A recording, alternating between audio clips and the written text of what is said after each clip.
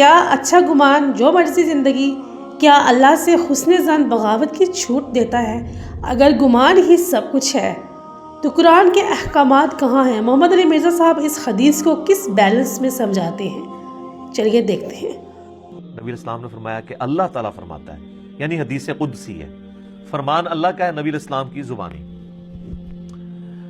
کہ اللہ تعالیٰ فرماتا ہے کہ میں اپنے بندے کے گمان کے قریب ہوں جیسا وہ میرے بارے میں گمان کرے۔ یعنی اگر وہ میرے بارے میں اچھا گمان رکھتا ہے نا تو میں اس کے ساتھ اچھائی کے ساتھ پیش ہوں گا، اور اگر میرے بارے میں برا گمان رکھتا ہے تو میں پھر اس کے ساتھ اسی اعتبار سے پیش ہوں گا۔ اس کا یہ مطلب نہیں کہ آپ اللہ سے بغاوت کریں، مرضی اپنی کی زندگی گزاریں کہ جی میرا گمان بڑا اچھا ہے۔ آپ کا کوئی اچھا گمان نہیں ہے۔ آپ اگر اللہ کے جاننے والے ہو نا تو جناب اللہ بڑا ڈاڈا ہے۔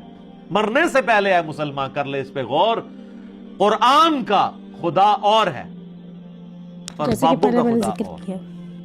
قرآن کا جہاں اور ہے، بابوں کا جہاں اور۔ منوس آدمی ہو ٹھیک، وہ یہ جہاں ہی اور ہے بھائی۔ اچھا، تو بخاری مسلم کے الفاظ ہیں کہ میں بندے کے گمان کے قریب ہوں جیسا مجھ سے گمان کرے۔ اسی تو میں اکثر آپ لوگوں کو کہتا ہوں کہ آپ اللہ سے دعا کریں، اللہ ہمیں بغیر حساب و کتاب کی جنت میں داخل فرما، آمین ثم آمین۔ بس یہ گمان رکھیں، اے اللہ میں اس قابل نہیں ہوں، کوشش رکھیں گمان اچھا رکھیں۔ اچھا، پھر بخاری مسلم کی اس حدیث کے آگے الفاظ ہیں کہ جب میرا بندہ مجھے دل میں یاد کرتا ہے نا، میں اسے دل میں یاد کرتا ہوں، اور جب وہ کسی مجلس میں اوپنلی مجھے یاد کرتا ہے تو میں اس سے بہتر مجلس فرشتوں کی مجلس میں اسے یاد کرتا ہوں۔ سبحان اللہ، اس میں کوئی شک نہیں، ایسے ہی ہے۔ پھر آگے الفاظ ہیں، جب میرا بندہ میری طرف ایک بالشت بڑھتا ہے میں اس کی طرف ایک ہاتھ بڑھتا ہوں، یہ بات بالکل صحیح ہے، ایسے ہی اور ہے۔ جو میری طرف ایک ہاتھ بڑھتا ہے میں اس کی طرف 2 ہاتھ بڑھتا ہوں۔ اگر وہ میری طرف چل کے آتا ہے میں اس کی طرف دوڑ کے آتا ہوں۔ تو یہ اللہ تبارک و تعالیٰ نے پروٹوکول انسان کو دیا۔ اور مسلم شریف میں آگے الفاظ ہیں کہ پھر وہ میری بارگاہ میں اگر اس حال میں پیش ہوا کہ اس نے میرے ساتھ کسی کو شریک نہ ٹھہرایا ہوا تو میں اس قدر مغفرت کے ساتھ اس کے ساتھ ملاقات کروں گا۔ بڑی بات ہے۔